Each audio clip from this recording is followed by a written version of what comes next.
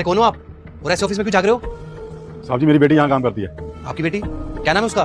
स्मृति नाम है साहब उसका। तो आप अंदर जाके मिल लीजिए ना अंकल। आप ऐसे चोरों की तरह क्यों जाग रहे हो ऑफिस में? या मैं बाहर बुला देता हूँ उसको। नहीं साहब जी मैं अंदर नहीं जा सकता। मैं अंदर गया ना तो मेरी बेटी की बेइज्जती हो जाएगी साहब।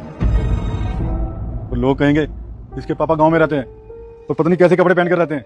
अरे अंकल ऐसा कुछ भी नहीं है, कोई जज नहीं करेगा आपको। आप आइए मेरे साथ। साहब जी मैं अंदर नहीं जा सकता। आप मेरा एक काम करेंगे, ये जो पैसे है ना ये मेरी बेटी को दे देना। वो शहर में रहती है ना साहब, तो यहाँ पर खर्चे उसके बहुत ज्यादा है, तो ये पैसे मैं उसी के लिए लेकर आया था। अरे अंकल पैसे तो पहुंच जाएंगे उसके पास, लेकिन आप एक बार अपनी बेटी से मिल तो लो। आप इतनी दूर से आए हो। रुको मैं फोन करके बुलाता हूँ।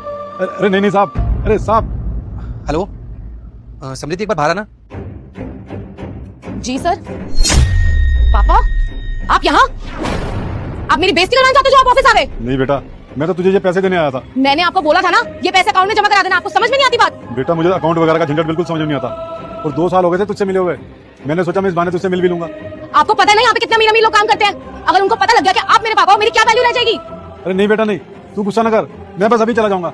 मैंने तुझे देख लिया ना तो मेरे मन को तसल्ली होगी। ले तुझे पैसे पकड़। ठीक है अब जाओ यहाँ से। रुकिए अंकल,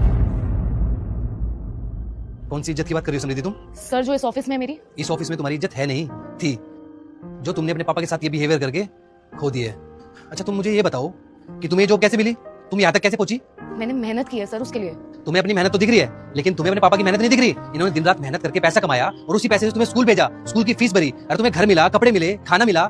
इन सब चीजों के लिए जो इन्होंने मेहनत की है वो तुम्हें नहीं दिख रही। माँ बाप अपने बच्चों को पालने के लिए बहुत मेहनत करते हैं, और उनकी मेहनत के बिना कभी बच्चा सफल नहीं हो सकता। अगर इन्होंने तुम्हें स्कूल नहीं भेजा होता और अच्छी शिक्षा नहीं दी होती तो आज तुम इस ऑफिस में जॉब कर रही होती। अरे देखो अपने आप को और अपने पापा को देखो, इन्होंने अपनी हैसियत से ज्यादा तुम्हारे लिए किया है। इन्होंने तुम्हारी हर जरूरत पूरी की है, और तुम बोल रही हो कि तुम्हारे कामयाब होने के पीछे तुम्हारा ही हाथ है। अरे जिन्होंने अपनी पूरी जिंदगी गवा दी तुम्हें कामयाब बनाने के लिए, और आज वो तुम्हारे ऑफिस के बाहर आए हैं तो तुम्हें शर्म आ रही है उनसे मिलने के लिए। लोग क्या सोचेंगे इस वजह से तुम पिछले 2 साल से अपने पापा से ही नहीं मिली। अगर तुम्हें अपने पापा से मिलने में शर्म आती है ना तो तुम्हें पैसे लेने में भी शर्म आनी चाहिए, जो तुम्हारे पापा इतनी मेहनत से कमा के लेके आए हैं। तुम्हें पैसे तो चाहिए, लेकिन ऐसे गरीब पापा नहीं चाहिए। अगर यही पापा अच्छे कपड़े पहन के और बड़ी गाड़ी में आए होते ना तो तुम इनको अंदर ऑफिस में बैठाती और अपने दोस्तों से ही मिलवाती।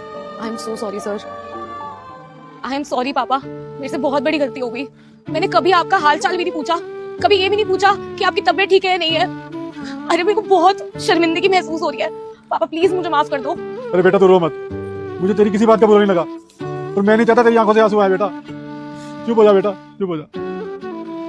समृद्धि अगर तुम्हें मेरे ऑफिस में काम करना है ना तो हमारी एक शर्त है।